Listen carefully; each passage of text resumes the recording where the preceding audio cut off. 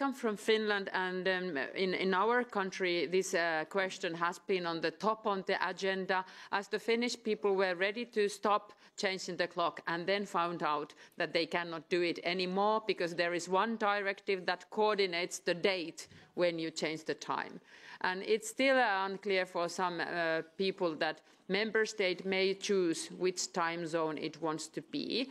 So we see in the map that Spain is in the same time zone with Germany and France, whereas it should be on the map with the Portuguese time zone. So now we have the proposal from the Commission, and then now the Parliament opinion also that we do not make a difference on the powers of national states to member states to choose the time zone.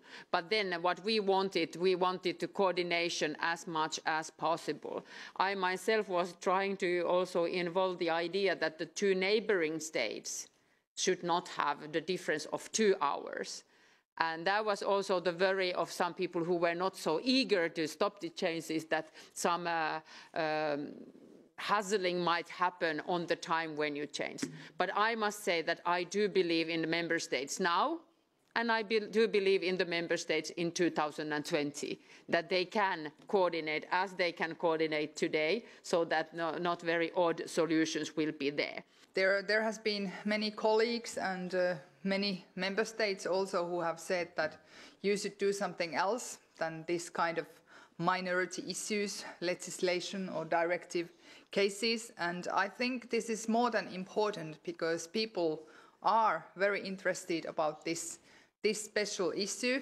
This is easy to understand, this is easy to act, and I'm happy that we are in this position and in this situation, that people can also feel that they have been listened out with this case, which seems to be very important for them. And we'll see.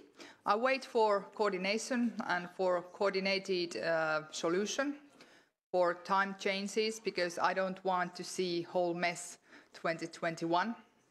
And I think we can do it, and we can do it together. Delighted with the result of today's vote. The abolition of the clock going back was adopted with an overwhelming majority. Parliament has been fighting for this for many years now.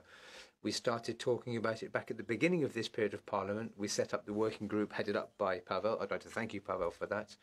And we kept hammering away at this in all the different committees and working groups, using all the powers at our disposal. We gradually stepped up pressure against the Commission, forcing the Commission to come forward with a proposal. So I think we can be proud of what we've achieved. I'm delighted.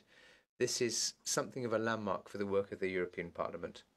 And we all took note of what our constituents back at home were asking for. We had an